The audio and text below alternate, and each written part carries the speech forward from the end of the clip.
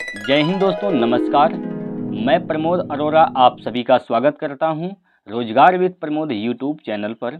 प्यारे दोस्तों, बहुत दिनों से हमारा वीडियो आपके बीच में नहीं आ पा रहा था, थोड़ा प्रॉब्लम था, इसलिए मैं वीडियो नहीं बना पा रहा था। अब दोस्तों मैं प्रयास करूंगा कि डेली बेसिस पर आपको वीडियो मिलता रहे। और जैसा कि आप सभी लोग जानते हैं, हम लोग यहाँ पर कर रहे थे ALP टेक्नीशियन का जो मैथ है उसका हम लोग प्रैक्टिस कर रहे थे। तो हम लोग पहुंच चुके थे दोस्तों 20 नंबर के प्रैक्टिस सेट के ऊपर। 20 प्रैक्टिस सेट हम लोग कर चुके थे और आज जो हम लोग करने वाले हैं, ये जो प्रैक्टिस सेट है दोस्तों, यह प्रैक्टिस सेट नंबर 21 है। तो याद रखिएगा, जो लोग अभी तक इन 20 प्रैक्टिस सेट को नहीं देखे हैं दोस्तों, आप लोग ज़रूर देखिएगा, क्योंकि हमने जितने भी क्वेश्चन यहाँ पर सिलेक्ट किया है सभी के सभी प्रश्न प्रीवियस ईयर के हैं। तो घबराने की आवश्यकता नहीं है कि किस लेवल के क्वेश्चन आपके पेपर में पूछे गए थे और इस बार किस लेवल के क्वेश्चन पूछे जाएंगे। ठीक है, तो आज हमारा 21 नंबर प्रैक्टिस सेट स्टार्ट हो रहा है। जल्दी से एक बार सभी लोग जुड़ेंगे और एक बार बताएंगे कि आप लोग कैसे हैं। एक बार दोस्तों सभी प्यारे साथी बताएंगे कैसे हैं आप सभी लोग और आप सभी की तैयारी कैसे चल रही है। चलिए दोस्तों, उम्मीद है पूरा कि आप लोग मस्त होंगे और तैयारी भी दोस्तों आप लोग बेहतरीन कर रहे होंगे। ठीक है, तो चलिए स्टार्ट करते हैं। पहला क्वेश्चन आपकी स्क्रीन पर है। पहला क्वेश्चन आपकी स्क्रीन पर दिया है 504 रुपये प्रति किलोग्राम और 540 रुपये प्रति किलोग्राम मूल्य के चावल को तीसरी किस्म के साथ एक संबंधी 2 के अनुपात में मिलाया जाता है। यदि मिश्रण का मूल्य 612 रुपये प्रति किलोग्राम है, तब तीसरी किस्म का मूल्य ज्ञात कीजिए। देखिए, यहाँ पर 3 प्रकार के चावल हैं। ठीक है, एक जो है 504 रुपये प्रति किलोग्राम के हिसाब से है और एक है 540 रुपये और तीसरा नहीं पता है, तीसरा x रुपये मान लेते हैं। ठीक है, पहले वाले को मिलाया गया है 1 के अनुपात में, दूसरे वाले को मिलाया गया है 1 के अनुपात में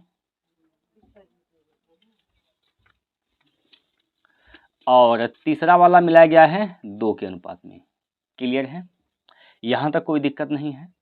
ओवरऑल की बात करते हैं तो ओवरऑल देखिए यहाँ पर दिया है 612 रुपये प्रति किलोग्राम, उसका मूल्य बना दिया गया है मिलाकर।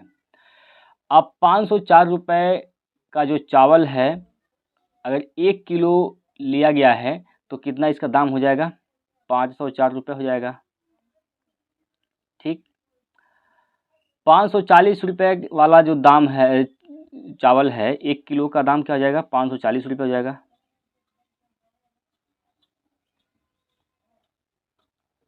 इसी प्रकार से दोस्तों x रुपये प्रति किलोग्राम वाला चावल 2 किलो है तो इसका दाम क्या हो जाएगा, तो इसका दाम हो जाएगा 2x। ठीक है, इन सभी को जब मिलाया गया है, सभी को मिला दिया गया है, अब मिलाकर एक अलग इसका मूल्य निर्धारित किया गया है मिश्रण का 612 रुपये। ठीक है, 612 रुपये।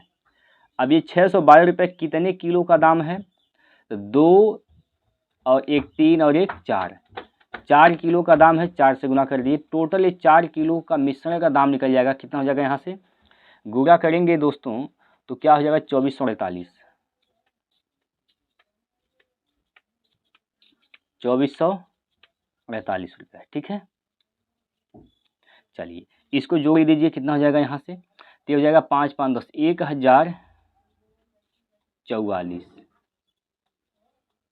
प्लस 2x बराबर में इधर क्या हो जाएगा, 2448। 1044 इधर लाएंगे, घटाएंगे तो क्या हो जाएगा भाई, यहाँ से घटा दीजिए, इधर बचेगा 2x बराबर, इधर 8 में से 4 गया तो बचेगा 4 4 में से 4 गया तो 0, और 4 में से 0 गया तो 4 में से 0 गया तो क्या बचेगा यहाँ पर 4, और 2 में से 1 गया तो 1। ठीक है, तो x का मान निकालेंगे तो 2 से भाग देंगे यहाँ पर, 2 7 14,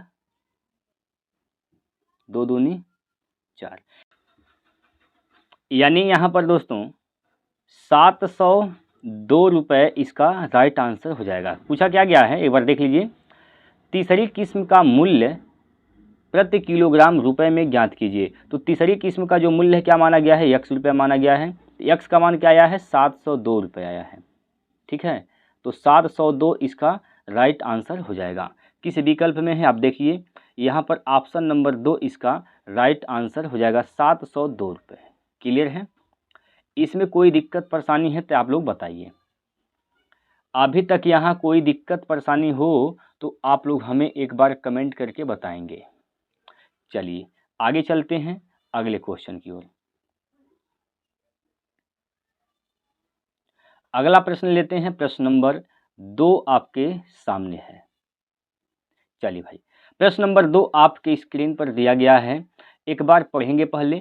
संख्या 34 26 यक्स में यक्स का मान क्या है यदि संख्या 6 से विभाज्य है लेकिन 5 से विभाज्य नहीं है। संख्या क्या दे रखा है 34 26 यक्स। ठीक है, तो ये जो यक्स है दोस्तों, ये जो यक्स है इस यक्स का मान क्या होगा यही आपसे पूछा गया है। अगर यह विभाजित है किससे, अगर दोस्तों यह विभाजित है किससे 6 से लेकिन 5 से विभाजित नहीं है। 5 से विभाजता का नियम कहता है कि अगर इकाई का अंक 0 है या फिर 5 है तो वह संख्या 5 से कटेगी। तो इसका मतलब आप यक्स का मान 0 नहीं ले सकते हैं, 5 नहीं ले सकते हैं, ये दोनों नहीं ले सकते हैं। ठीक है, 6 से कटने का मतलब क्या होता है, 6 का मतलब क्या है 2 गुणे 3, 2 गुणे 3। ठीक है, यानी यहाँ पर यक्स का मान जो भी रखा जाएगा उसमें 0 और 5 नहीं ले सकते हैं। अब 2 से कटने वाला संख्या चाहिए हमें। 2 से कोई संख्या तब कटती है जब इकाई का अंक सम हो या 0 हो। तो 0 तो नहीं ले सकते हैं, सम ले सकते हैं, सम में कुछ भी ले सकते हैं 0 को छोड़ के। अब 3 से कटने का नियम क्या होता है कि अंकों का योगफल अगर 3 से कट गया तो पूरी संख्या भी 3 से कट जाएगी। जहाँ 3 बनेगा वही खत्म कर दीजिएगा। यहाँ पर देखिए खत्म हो गया, 6 भी खत्म हो जाएगा। अब यक्स का मान ऐसा क्या रखेंगे कि वह 3 से कट जाए। तो अगर आप यक्स का मान 3 रखिएगा तो पूरी संख्या 3 से कट जाएगी, कटेगी कि नहीं कटेगी, कटेगी। लेकिन दोस्तों 2 से कटना चाहिए, 2 से भी करना चाहिए। अगर आप यहाँ 3 रखेंगे यक्स का मान तो 2 से नहीं कटेगा, इसका मतलब इसको आप नहीं ले सकते हैं। बाकी 4 तो नहीं ले सकते हैं, 3 से नहीं कटेगा। 6 ले लीजिए, 6 अगर आप यक्स का मान 6 लेते हैं तो 6 2 से भी कटेगा और 3 से भी कटेगा। तो इसका राइट आंसर क्या हो जाएगा ऑप्शन नंबर 3 6। ऑप्शन नंबर 3 इसका राइट आंसर हो जाएगा 6। कोई दिक्कत, कोई समस्या, कोई परेशानी है बताइए। आगे चलें, अगला क्वेश्चन देखिए। अगला क्वेश्चन आपके सामने ले रहे हैं, प्रश्न नंबर 3 है। चलिएगा, आइए सभी लोग एक बार जल्दी से जुड़िए। चलिए देखिएगा, यहाँ पर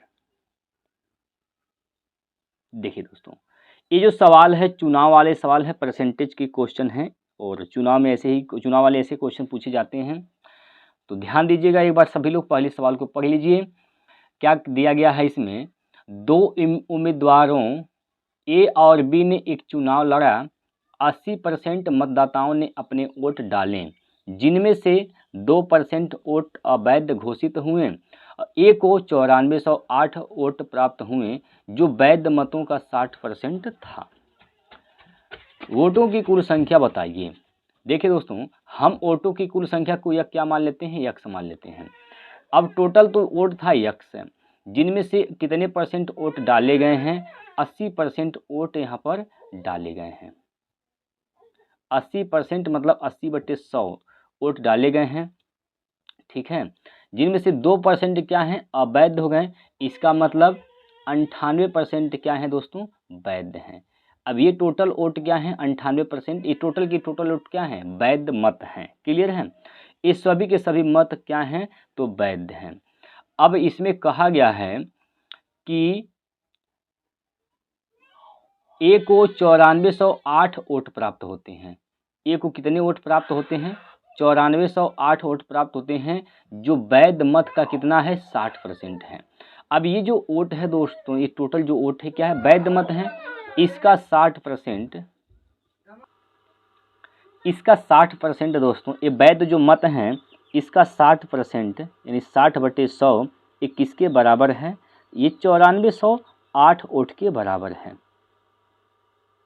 9408 के बराबर है। क्लियर है? चलिए इसी को हल कर दीजिए आप लोग। यहाँ से देखिए 2 जीरो से 2 जीरो क्या हो जाएगा? कैंसिल। ठीक है, 2 जीरो से 2 जीरो कैंसिल हो जाएगा। अब इसको काट पीट करिए भैया, इसको काट पीट करिए। 8 से काटिए इसको, 8 से काटेंगे 8 एक कम 8 बचेगा 1, 8 एक कम 8 6 बचेगा, और 8 7 56 4 बचेगा, 8 6 48। ठीक है, अभी इसको 6 से काट सकते हैं, 6 से काटिए, 6 एक कम 6 बचेगा 5 हो जाएगा 57, 6 9 54, 6 9 54, 54 3 बचेगा, 6 6 के 36, इन 196 हो गया। इसको काट दीजिए आप लोग यहाँ पर 98 से, तो 98 दूना 196, 2 बार में यहाँ पर कैंसिल हो जाएगा। तो यक्स का मान क्या हो जाएगा दोस्तों? इधर 2 है, 2 का गुना आपको 100 गुना 100 में करना है, तो क्या हो जाएगा? यक्स बराबर 20,000। यक्स का मान क्या हो जाएगा दोस्तों? 20,000। यानी जो कुल वोटों की कुल जो संख्या थी वो कितना था? तो बताएंगे 20,000 वोटों की टोटल संख्या थी। कौन सा विकल्प? Option number 3।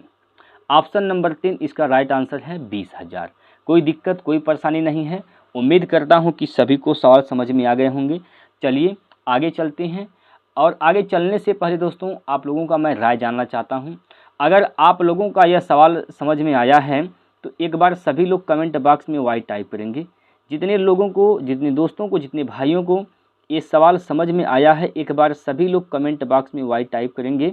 और जिनको नहीं समझ में आया है, एक बार आप लोग कमेंट बॉक्स में एन टाइप करेंगे। ठीक है, नहीं समझ में आया है तो एन टाइप करिए, समझ में आया है तो आप लोग वाई टाइप करिए। जिनको एक बार में नहीं समझ में आया, एक बार वीडियो को फिर से देखिएगा। ठीक है, आइए आगे बढ़ते हैं अगले क्वेश्चन की ओर। और यहाँ पर देखिए प्रश्न नंबर 4 आपके स्क्रीन पर है। प्रश्न नंबर 4 है दोस्तों आपके सामने, यहाँ पर दिया गया है। चलिएगा, यहाँ पर देखिए यहाँ पर त्रिकोणमिति का सवाल है, और इस सवाल में क्या दे रखा है तो ध्यान से समझिएगा। यहाँ पर tan थीटा बराबर यहाँ पर दिया है 8/15, 8/15 दिया है। तो आपसे पूछा गया है 1 माइनस साइन थीटा बटे 1 प्लस साइन थीटा का मान क्या होगा। तो पहले नंबर आप यहाँ से पाइथागोरस प्रमेय से निकाल लीजिए, लंब कर्ण और आधार। tan थीटा बराबर क्या होता है? याद रखिएगा, लाल बटे कक्का। क्या? लाल बटे कक्का। tan थीटा देखिए, ये साइन है, ये कास है, ये tan है। tan थीटा बराबर लंब बटे आधार। लंब क्या है दोस्तों? 8 है, आधार क्या है? 15 है। तो 8 15 17 ट्रिपलेट होता है, तो कर्ण क्या हो जाएगा? 17 हो जाएगा। कर्ण कितना होगा दोस्तों? सभी दोस्तों का जवाब होगा 17। कर्ण कितना होगा प्यारे साथियों? तो कर्ण इसका हो जाएगा दोस्तों 17। कोई दिक्कत की बात नहीं है। अब देखिए यहाँ पर समझने का प्रयास करिएगा। 1 माइनस साइन थीटा बराबर लंब बटे कर्ण। लंब क्या है? 8 है, कर्ण क्या है दोस्तों? 17 है, बटे 1 प्लस साइन थीटा फिर लंब बटे कर्ण, 8/17, 8/17। कोई दिक्कत, कोई परेशानी नहीं, बताइए। चलिए, और यहाँ पर दोस्तों थोड़ा सा यहाँ पर मिस्टेक हो गया है, तो घबराने की आवश्यकता नहीं है। ये जो सवाल दे रखा है दोस्तों, ये पूछा गया है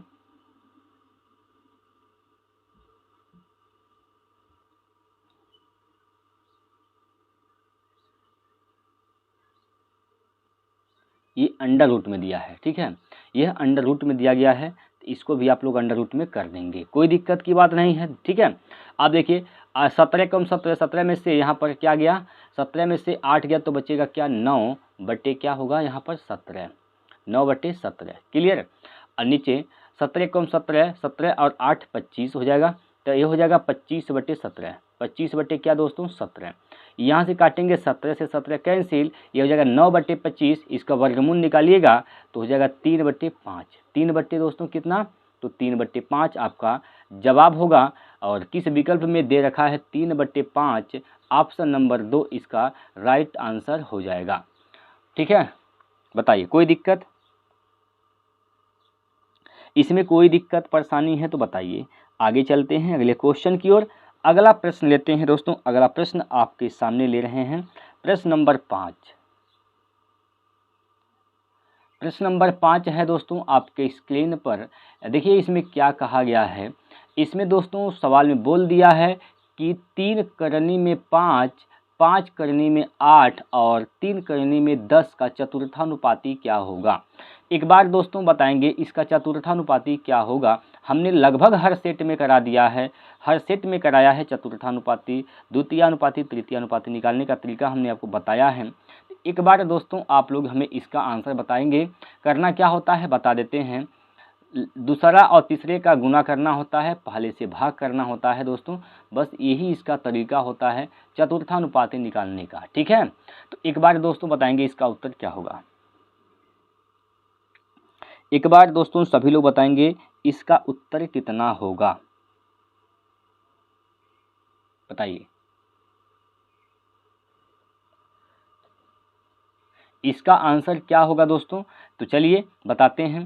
बी गुना सी करना है दोस्तों, यानी 5 करनी में 8 आपको करने हैं यहाँ पर, 5 करनी में 8 है गुना में 3 करनी में 10, 3 करनी में क्या दोस्तों 10। क्लियर। बटे नीचे क्या हो जाएगा 3 करनी में 5, 3 करनी में 5। अभी इसका आप गुना कर दीजिएगा तो यहाँ से देखिए पहले नंबर यहाँ से 3 को 3 से काट दीजिए यहाँ पर दोस्तों, ये तो कटी जाने वाला है। और देखिए इसको आप लिख सकते हैं ना, यहाँ पर देखिए 5 करनी में 8 गुना 10 को लिख सकते हैं, करनी में 10 को लिख सकते हैं, करनी में 2 इंटू करनी में 5। अभी यहाँ से बटे नीचे क्या है अंडर रूट में 5 है। अभी आप काटिएगा इससे यह कैंसिल हो जाएगा, ये क्या हो जाएगा दोस्तों 5 गुना यहाँ पर करनी में 8, करनी में 2 का गुना करेंगे तो करनी में हो जाएगा 16, 16 का वर्गमूल 4, 5 गुना 4 करेंगे दोस्तों 5 चौका 20 होता है और इसका उत्तर भी क्या हो जाएगा 20। इसका आंसर क्या होगा दोस्तों 20, ऑप्शन नंबर 4 इसका सही उत्तर हो जाएगा। क्लियर है, बताइए दोस्तों एक बार आप सभी लोग बताएंगे कि यह सवाल आपको समझ में आया कि नहीं आया।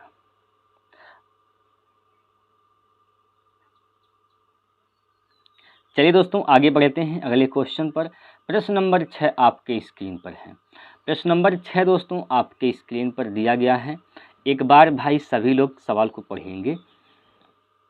चलिए क्या कहा है इसमें, निम्नलिखित सारणी एक वर्ष में 25 बच्चों के वजन की वृद्धि को दर्शाती है।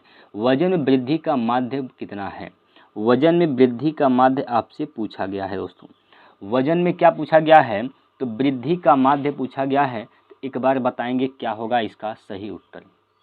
चलिए दोस्तों यहाँ पर देखिए क्या दिया है, वजन में वृद्धि किलोग्राम में और इधर दे रखा है बच्चों की संख्या। देखिए वृद्धि कितना हुआ है, शुरुआत में 1.5 का, कितने बच्चों पर 4 बच्चों पर, तो 15 चौको 60 यानी इसका क्या हो जाएगा 6। यहाँ पर आइए 5 दूना 10 यहाँ से हो जाएगा, ठीक है। और यहाँ से 4 8 32 के 2 हासिल का 3 और 8 दूनी 16 3 19।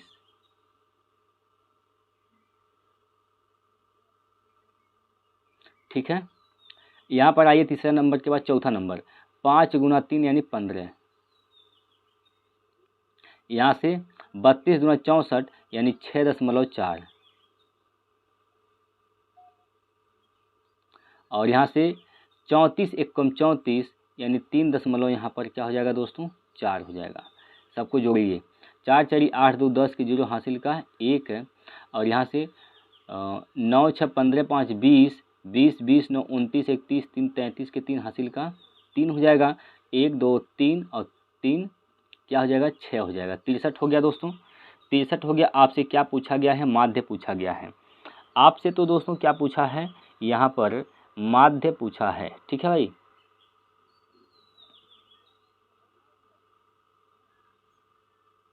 सॉरी दोस्तों यहाँ पर जोड़ने में गलती हो गया है। देखिएगा यहाँ पर, देखिएगा 4 चरी 8 2 10 के 0 हासिल का 1 हो जाएगा। 9 6 15 5 20 20 6 26 26 और 3 29 29 1 30 की 0 हासिल का क्या होगा दोस्तों 3 हो जाएगा। 3 3 6 यानी क्या हो जाएगा 60 हो जाएगा।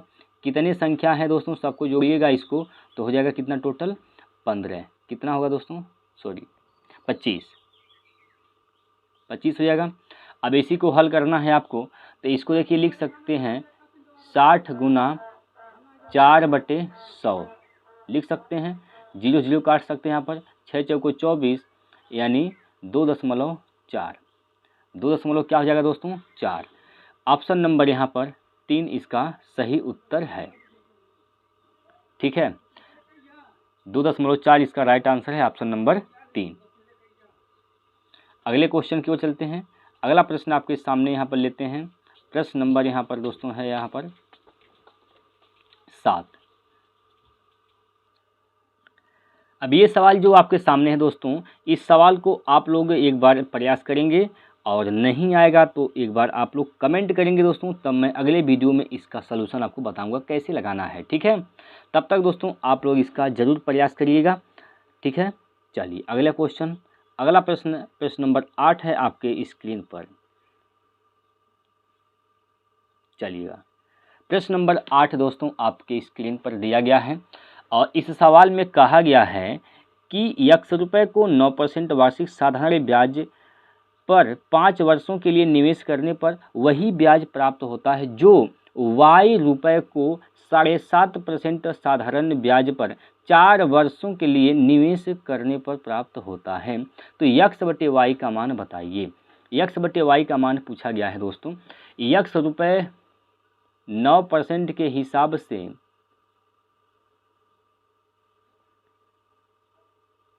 9% के हिसाब से यानी कितना 9/100 5 वर्ष के लिए जो साधारण ब्याज प्राप्त होता है वही साधारण ब्याज किसके बराबर होता है, y रुपये के 7.5% के 4 वर्ष के बराबर। ठीक है, 100 से 100 कैंसिल, दशमलव हटेगा, इधर जाके 0 1 बढ़ जाएगा। ठीक है, देखिएगा इसको जब आप काटेंगे 25 से, 25 दूना 50 होता है, 25 तिया 75 3 बार में यहाँ पर कैंसिल हो जाएगा। 3 से काटिएगा 3 तिया 9, 2 से काटिएगा 2 दूनी 4, 2 दूनी 4 यानी x का अनुपात क्या हो जाएगा 2, y का अनुपात क्या हो जाएगा दोस्तों 3। x/y आपसे पूछा गया है, x/y पूछा गया है तो क्या हो जाएगा 2/3। 2/3 इसका राइट आंसर है दोस्तों ऑप्शन नंबर 4। ऑप्शन नंबर 4 2/3 इस प्रश्न का राइट आंसर हो जाएगा। क्लियर है, कोई समस्या, कोई दिक्कत, कोई परेशानी नहीं है। आगे बढ़ते हैं, अगला क्वेश्चन देखिए।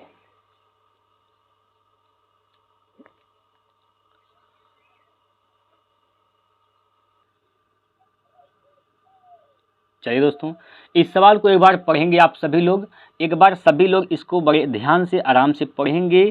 क्या कहना चाहता है इस सवाल में, इसमें कहा गया है कि एक समांतर चतुर्भुज का आधार जिसकी ऊंचाई से 2 गुना है। एक समांतर चतुर्भुज है जिसका आधार उसकी ऊंचाई से क्या है 2 गुना है। यदि इस समांतर चतुर्भुज का क्षेत्रफल 392 वर्ग मीटर है तो इसकी ऊंचाई बताइए। ऊंचाई आपसे पूछा गया है दोस्तों। चलिएगा, इसका जो समांतर चतुर्भुज का क्षेत्रफल होता है वह बेस इंटू क्या होती है, हाइट होती है। ठीक है, ये एरिया होता है समांतर चतुर्भुज का। क्लियर। अब आधार जो है b जो है उसकी ऊंचाई से 2 गुना है। अगर ऊंचाई को यक्स मानते हैं तो ये क्या हो जाएगा 2x।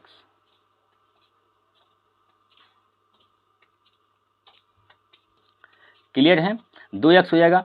इनका गुणनफल किसके बराबर है, यही तो क्षेत्रफल है, ये किसके बराबर है तो 392 के बराबर है। ठीक है, 2 से काटिएगा तो 2 एक कम 2 और 2 एक कम 2, 2 नवा 18, 2 छक्का 12, यानी x का गुना x में करेंगे तो x स्क्वायर हो जाएगा। x स्क्वायर का मान क्या है 196 है, तो x का मान क्या हो जाएगा, इसका वर्गमूल निकाल देंगे तो ये 14 मीटर हो जाएगा। 14 मीटर इसका राइट आंसर है ऑप्शन नंबर 3। क्लियर है, 14 इसका राइट आंसर हो जाएगा। ठीक है, आपसे क्या पूछा गया है, ऊंचाई पूछा गया है, ऊंचाई क्या है यक्स है, यक्स का मान निकाल दिए, 14 इसका उत्तर सही हो जाएगा। अगला प्रश्न देखिए, अगला प्रश्न है आपके सामने यहाँ पर, आइए चलिए बताइए दोस्तों क्या कहा गया है। बोला है इसमें इनमें से कौन सी संख्याएं 6 से विभाज्य है। 6 का मतलब क्या होता है, 6 से विभाज्य का मतलब इसमें 6 को लिख सकते हैं 2 गुना 3, यानी 6 से कोई संख्या तभी कट सकती है जब वह 2 से भी कटता हो और 3 से भी कटता हो। तो चेक करिए कौन है जो 2 से कटेगा, 2 से तो सभी कटेंगी। अब 3 से चेक कर लीजिए, 3 से चेक करेंगे आप तो देखिए एक खत्म होगा 7 दूनों खत्म 4, ये तो 3 से नहीं कटेगा, ये तो ऑप्शन सही नहीं है। यहाँ पर आइए 6 खत्म होगा, 5 4 9 खत्म होगा, 8 7 15, 15 का मतलब 3 से कटेगा 15, इसका मतलब ये हो सकता है भैया, और चेक कर लीजिए 3 खत्म 6 खत्म 5 9 खत्म, ये 2 बच गया, ये भी नहीं होगा। यहाँ पर आइए 6 खत्म 9 खत्म 7 2 9 खत्म 5 बचेगा, ये भी नहीं होगा। बस एक ही ऑप्शन सही है, ऑप्शन नंबर 2। ऑप्शन नंबर 2 इसका राइट आंसर है, जो 6 से कट रहा है। ठीक है भाई, कोई दिक्कत समस्या कोई परेशानी नहीं है इसमें, बताइए इसमें कोई परेशानी तो नहीं है। चलिए आगे चलते हैं अगले क्वेश्चन की ओर। अगला प्रश्न है आपके सामने, प्रश्न नंबर यहाँ पर है 11। चलिए प्रश्न नंबर 11 है, इसमें क्या बोला गया है, 37 111 148 का लघुत्तम समापवर्तक बताइए। लघुत्तम माने वह छोटी से छोटी संख्या होती है जो इन तीनों संख्याओं से क्या हो, पूर्णतः विभाजित हो जाए। ठीक है, पूर्णतः विभाजित हो जाए, वही इसका क्या हो जाएगा दोस्तों, लघुत्तम हो जाएगा। ठीक है, देखिए दोस्तों इसका लघुत्तम क्या होगा, तो यहाँ पर सबसे पहले आप इसका लौसम मान लीजिए, किसी को मान लीजिए, हम 148 को ही इसका लौसम मान लेते हैं। ठीक है भाई, 148 को लौसम मान लेते हैं। अब 148 में क्या है, यहाँ पर देखिए ये तो ख़त्म हो गया। अब 111 इसमें होता है 37 गुना 3। ठीक है, 148 में 37 है। ठीक है, 148 में क्या है 37 है, 37 चौको क्या होता है 7 चौको 28 और 4 3 12 2 14, 37 चौको 148 होता है। ठीक है, इसमें देखिए दोस्तों 111 में क्या है 37 गुणे 3 है, तो 37 गुणे 3 इसका मतलब 148 में 37 तो है, लेकिन 3 की क्या है, यहाँ पर 3 की कमी है, तो इसमें 3 से गुना और करना पड़ेगा। ठीक है, ठीक है, और देखिए इसमें 37 है, 37 में 37 जो है 148 में 37 तो है ये है, बस यही इसका लौसा हो जाएगा, गुना कर दीजिए। 3 8 24 के 4, 3 8 24 के 4 हासिल का 2, और 3 चौको 12 2 14 के 4 हासिल का 1, और 3 एकम 3 1 4, 444 इसका राइट आंसर हो जाएगा। कितना दोस्तों, 444। ठीक है, 444 इस प्रश्न का राइट आंसर हो जाएगा, कोई दिक्कत की बात नहीं है। आगे बढ़ते हैं, देखिए कौन सा विकल्प सही होगा, तो बताएंगे 4 नंबर का जो विकल्प है दोस्तों वह बिल्कुल सही उत्तर हो जाएगा। चलिए अगला प्रश्न देखिए, यहाँ पर प्रश्न नंबर है आ गया है आपके सामने, 12वें प्रश्न पर हम लोग पहुँच चुके हैं दोस्तों। और 12वें प्रश्न में भी आपसे क्या पूछा गया है, तो इसमें भी आपसे मौसम पूछा गया दोस्तों। इस बार आपसे क्या पूछा है, मौसम पूछा है। मौसम क्या होता है, वह बड़ी से बड़ी संख्या होती है जो 42 63 और 105 को विभाजित कर दे। तो बड़ी से बड़ी संख्या तो आप देखिए सबसे बड़ी संख्या कौन है इसमें, सबसे बड़ी संख्या तो 630 है, ये तो ऑप्शन नहीं सही होगा। 63 भी नहीं सही होगा। इसके बाद 21 देखिए, 21 से कटेगा 42, 2 बार में कटेगा। 21 या 63 कटेगा, 21 5 105 भी कटेगा। इसका मतलब क्या इसका उत्तर सही हो जाएगा, ऑप्शन नंबर 1 21। ठीक है, 21 इसका राइट आंसर हो जाएगा। ठीक है, चलिए अगले प्रश्न पर चलते हैं। प्रश्न नंबर 13 आपके सामने है।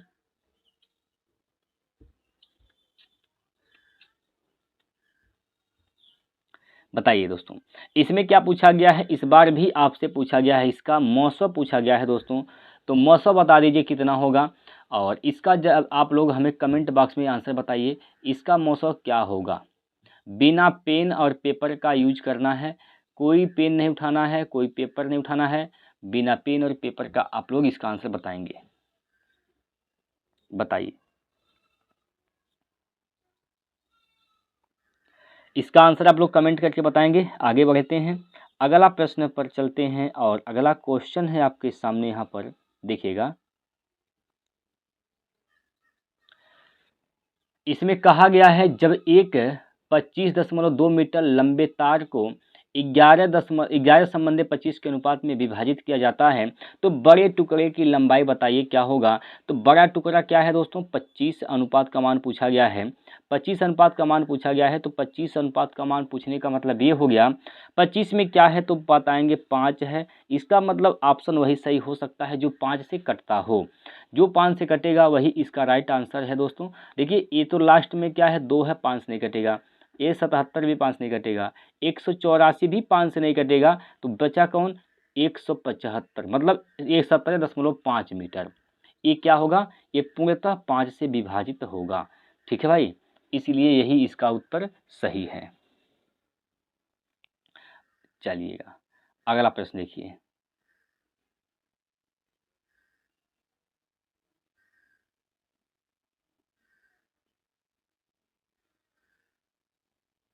देखिए दोस्तों,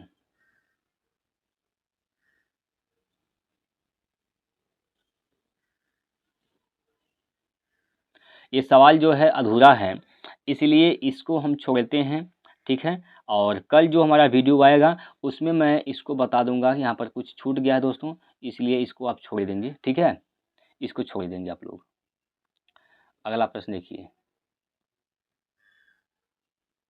अगला प्रश्न इसको लगाइए आप लोग, बताइए इसका उत्तर कितना होगा, बताइए सभी लोग।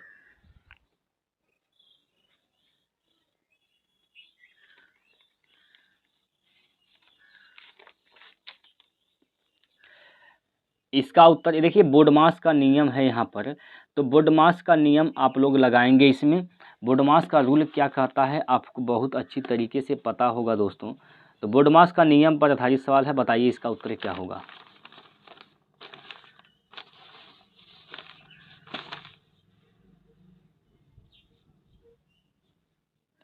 चलिए बताइए इसका उत्तर क्या होगा।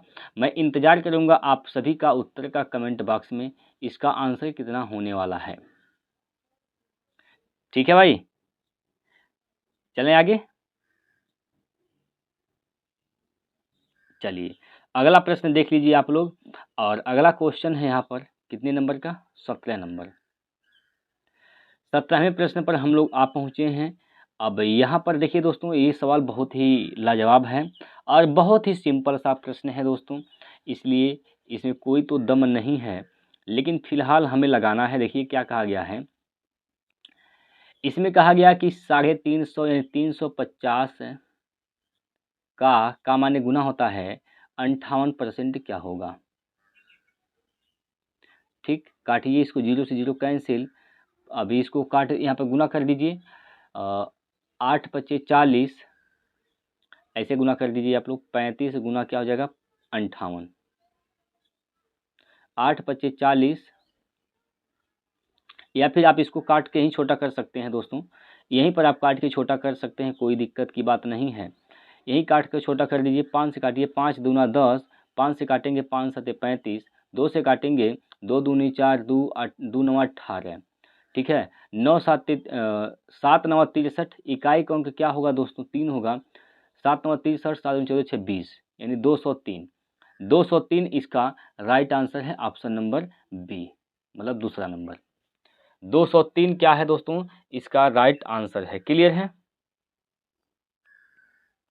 एक बार सभी लोग बताएंगे।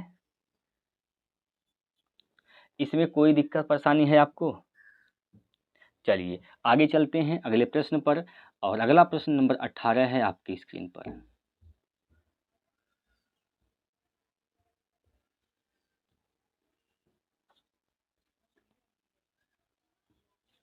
देखिए दोस्तों, इस सवाल में क्या कहा गया है, पाइप और टंकी के सवाल हैं। इसमें कहा गया है कि दो पाइप ए और बी एक खाली टंकी को क्रमशः 32 और 48 घंटों में भर सकते हैं। जब कोई अन्य पाइप कार्य नहीं कर रहा है तो पाइप सी पूरी टंकी को 64 घंटों में क्या कर सकती है? खाली कर सकती है। शुरुआत में जब टंकी खाली थी तो पाइप ए और सी को चालू किया गया था।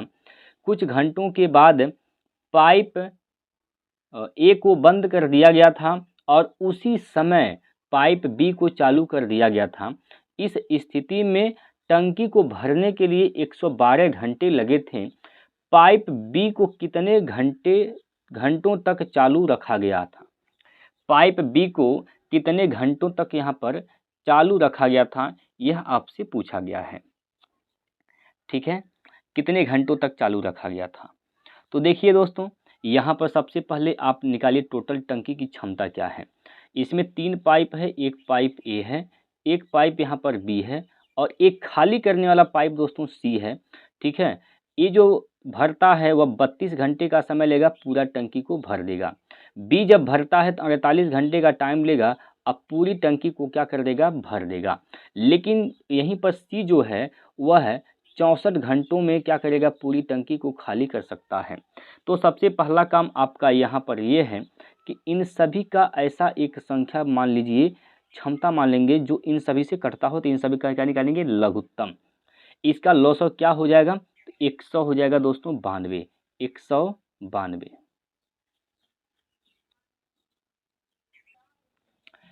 32 से जब भाग देंगे 192 में तो 6 बार में जाएगा। 48 से भाग देंगे 4 बार में जाएगा, और जब 64 से भाग देंगे दोस्तों तो यहाँ पर 3 बार में जाएगा। क्लियर है? चलिएगा, टोटल कितने समय लगते हैं यहाँ पर टंकी को भरने में? 112 घंटे का समय लगता है। तो पाइप बी कितने घंटे के लिए चालू किया गया था? हम मान लेते हैं कुछ समय के लिए कि जो पाइप बी है इसको 72 घंटे के लिए चालू किया गया था। पाइप बी कितने घंटों के लिए चालू किया गया था दोस्तों? 72 घंटों के लिए यहाँ पर चालू किया गया था। क्लियर है? पाइप बी को 72 घंटों के लिए यहाँ पर क्या किया गया था दोस्तों? चालू किया गया था।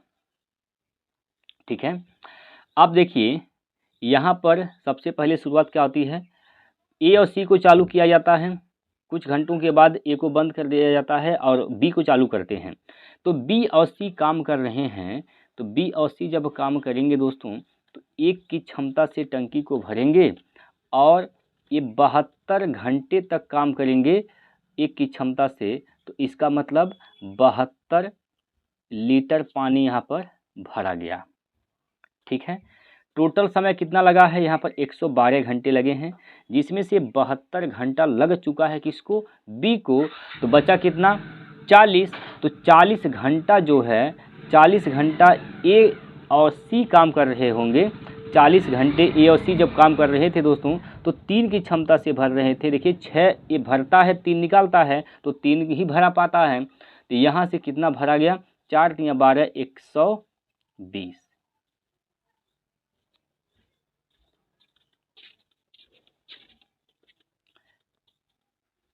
ठीक है, अब टोटल क्षमता क्या है? 192 है। तो इनको जोड़ने पर 192 आएगा कि नहीं आएगा? अगर आ गया तो यही उत्तर सही है। तो चेक कर लीजिए आप लोग, यहाँ जोड़िए 2 7 2 9 और यहाँ से 192 लीटर टोटल पानी भरा गया है, टंकी की क्षमता है, यहाँ से आ रहा है। इसका मतलब साफ है कि जो ऑप्शन नंबर यहाँ पर 4 है 72, यही इसका उत्तर सही है दोस्तों। यही क्या है, इसका उत्तर सही है। यानी पाइप बी को कितने घंटों तक चालू किया रखा गया था, 72 घंटों तक चालू रखा गया था। कोई दिक्कत, कोई परेशानी है तो बताइए।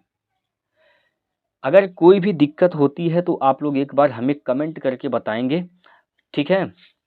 बाकी हम आगे चलते हैं, अगले क्वेश्चन की ओर कदम रखते हैं। प्रश्न नंबर 19 आपके सामने लेते हैं। प्रश्न नंबर दोस्तों आपके सामने है 19। एक बार बताएंगे, सभी लोग सवाल को आराम से ध्यान से पढ़ेंगे दोस्तों, और इसका आंसर करने का प्रयास करेंगे। देखिए क्या बोला गया है, ए और बी किसी कार्य को मिलकर 35 दिन में पूरा कर सकते हैं। ए अकेले कार्य करता है और कार्य के 5/7 भाग को पूरा करता है और फिर कार्य छोड़ जाता है। शेष कार्य बी अकेले पूरा करता है। कार्य पूरा करने में कुल 90 दिन का समय लगता है। दोनों में से अधिक कुशल ए को पूरे कार्य को स्वयं पूरा करने में कितने दिन समय लगेगा। टोटल काम क्या है, पूरा 7 काम है। इसका मतलब ऑप्शन वही सही हो सकता है जो 7 से विभाज्य हो। जो ऑप्शन 7 से कट गया उत्तर सही है। तो यहाँ पर देखिए 42 इसका उत्तर सही जाएगा, क्योंकि ये 7 से कटेगा, बाकी कोई कटेगा नहीं। क्लियर है, कोई दिक्कत इसमें। चलिए अगला प्रश्न देखिए। प्रश्न नंबर यहाँ पर है 20।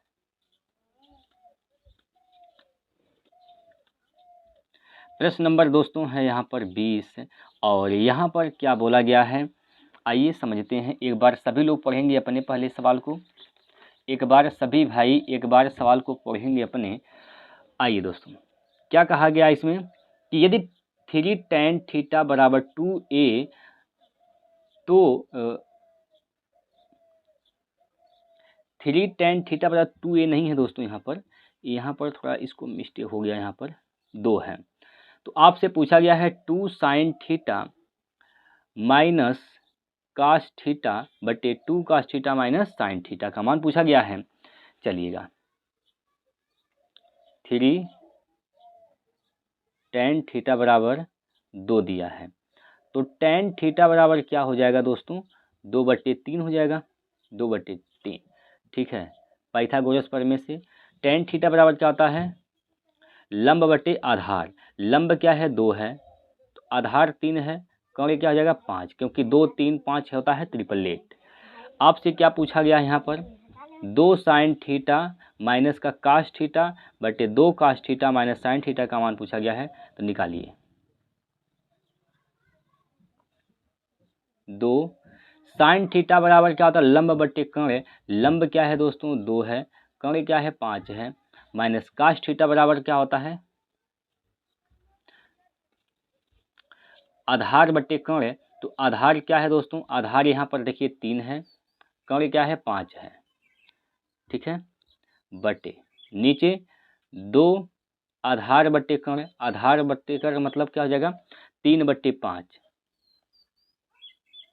माइनस लंब बटे कर्ण, यानी 2 बट्टे क्या हो जाएगा, यहाँ पर 5 हो जाएगा। इसको हल करिएगा तो क्या हो जाएगा, 4 2 दूना 4, 4 में से 3 गया तो क्या हो जाएगा 1/5 बटे 2 3 6, 6 में से यहाँ पर 2 गया तो क्या बचेगा 4 बटे नीचे क्या हो जाएगा 5 हो जाएगा। यहाँ से काटेंगे 5 5 से कैंसिल, तो इसका उत्तर क्या हो जाएगा 1/4। 1/4 इसका राइट आंसर है ऑप्शन नंबर 3। ठीक है दोस्तों, तो इसका उत्तर क्या है ऑप्शन नंबर 3, 1/4। ये 20 प्रश्न हैं दोस्तों जो ELP टेक्नीशियन और साथ ही साथ दोस्तों रेलवे के जो भी एग्ज़ाम आप देने वाले हैं उन सभी के लिए महत्वपूर्ण साबित होने वाला है। प्रीवियस ईयर के क्वेश्चन हैं, ठीक है।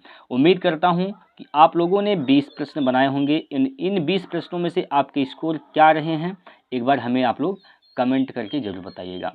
फिलहाल आज के लिए यहीं पर हम लोग विश्राम देते हैं, फिर कल मिलते हैं अगले वीडियो के साथ, और तब तक के लिए जय हिंद जय भारत।